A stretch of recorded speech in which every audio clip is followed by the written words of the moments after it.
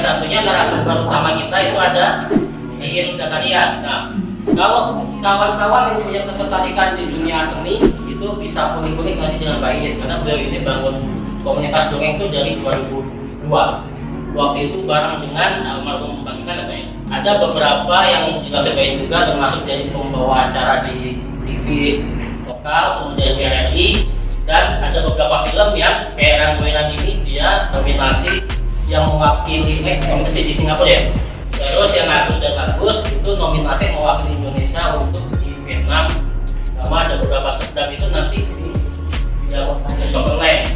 Nah, kalian concernnya di situ, di dongengnya. Jadi kalau yang pengen belajar mendongeng nanti bisa kembali juga, karena Pak Iin pun banyak ngasih pelatihan di sekolah-sekolah bagaimana cara mendongeng yang benar. Nah, kalian bisa gali juga, kok tertariknya di social planner sih, kenapa kok dongeng? Itu ya.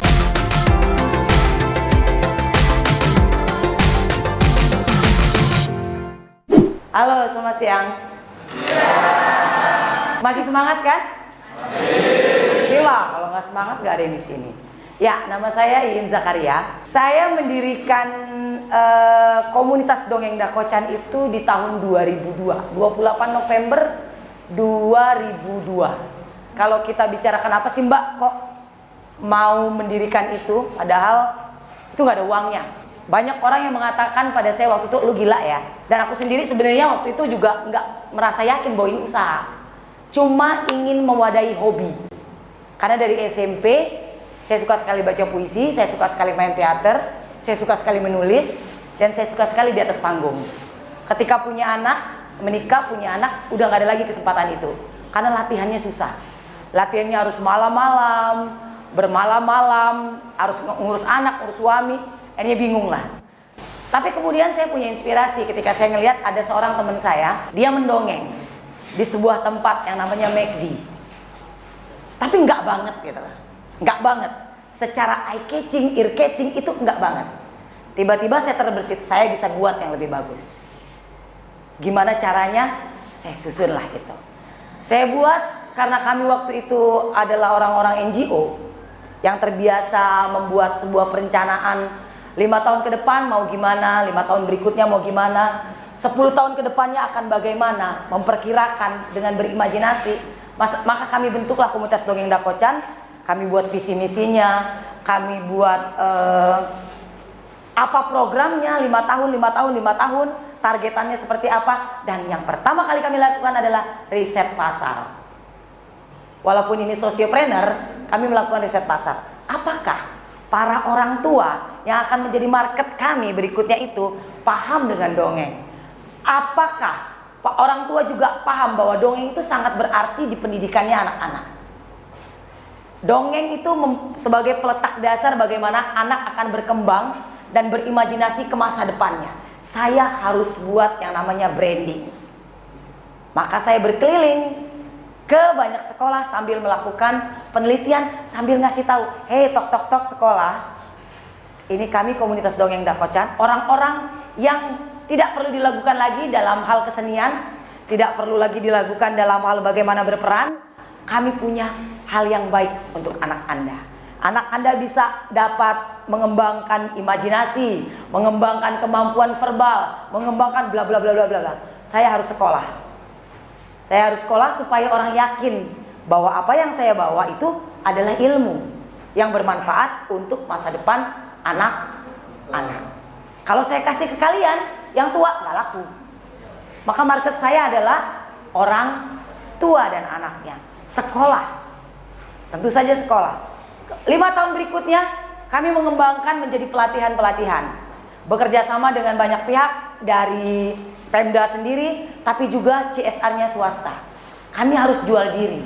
Bagaimana CSR yang hanya berpikir profit itu bisa melakukan sesuatu yang sosial, itu kami bikin brandingnya, kami bikin isunya. Bagaimana mungkin misalnya Astra Foundation bisa dapat SDM yang mumpuni kalau anak bangsanya nggak ngerti apa-apa, tidak punya dunia kreatif, sementara membuat produk harus punya kreativitas. Itu yang kami jual dan berhasil. Kami berhasil mengulik beberapa perusahaan dan mau membiayai dongeng keliling kami, membiayai pelatihan-pelatihan kami. Waktu itu karena melihat kondisi para guru, orang tua yang kita datangi itu bukan hanya orang-orang yang mampu, tapi juga ke kampung-kampung dengan notabene tanda petik cukup sosial juga, maka supaya kami tetap dapat uang, supaya kami juga tidak sengsara, kami harus punya sponsor. Nah, sponsor-sponsor itulah yang menghidupi perjalanan kami kemana-mana. Sampai saat ini mungkin lebih dari 10.000 guru yang sudah bersama kami, baik berbayar maupun tidak berbayar, yang dibayar CSR, yang dibayari oleh Pemda, yang dibiayai oleh para donatur yang punya keikhlasan untuk membangun anak bangsa kita harus lebih baik ke depannya nanti. Kami pernah diajak oleh Mabes Polri ke Papua, ke ke daerah pegunungan tengah di Papua ketika Papua sedang konflik besar. Polri cuma ingin bagaimana polisi itu bisa turun ke anak-anak, karena di sana nggak ada guru.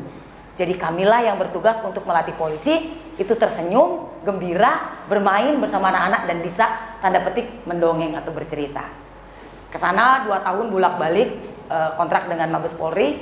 Apakah kemudian social planner itu nggak dapat uang? Enggak kok, dapat. Saya sebagai pribadi, sebagai seorang profesional saat ini karena membawa nama komunitas dongeng Dakocan, saya masuk di dalam tim yang sebenarnya nggak pernah saya bayangkan untuk revitalisasi bahasa daerah, untuk keparentingan itu sering sekali kami, dan diajak oleh TVRI untuk mengembangkan tontonan-tontonan menarik untuk anak-anak. Itu yang kami lakukan. Beriring berjalan, kayaknya kita perlu melebarkan sayap. Kami mulai membuat film-film dalam tema-tema film keluarga. Ada waktu itu pertama kali kami bikin film itu tahun 2015, judulnya Agus dan Agus. Kebetulan film itu juga membawa kami ke Hanoi International Film Festival di Hanoi di Vietnam.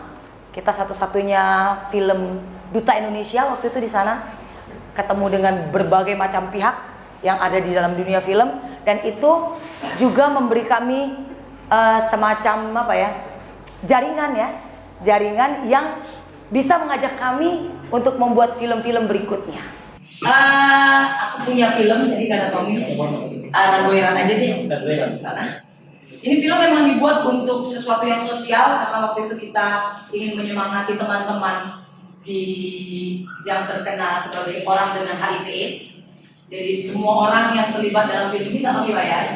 Semua orang memberikan value-nya untuk bersama-sama di dalam film ini, dan alhamdulillahnya film ini sudah kemana-mana, ditonton oleh lebih dari 20 juta orang gitu.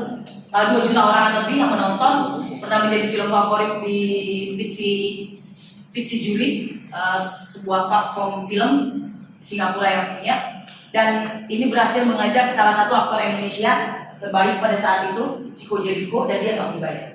Dia yang mungkin aku ikut dong film kalian. Setelah kami ketemu di Vietnam, ngobrol-ngobrol sama dia, dan jadilah film ini persembahan untuk teman-teman orang-orang dengan HIV/AIDS. Apakah kami dapat keuntungan dari film ini? Ya, kami dapat. Value-nya adalah value jaringan, value yang tidak langsung. Nggak ada, kami nggak dapat uang dari sini, tapi kami punya value-value yang lain. Sebab kami berdiri, kami melangkah, kami punya koridor adalah sosio entrepreneur. Silakan tonton filmnya, semoga teman-teman suka. Terima kasih.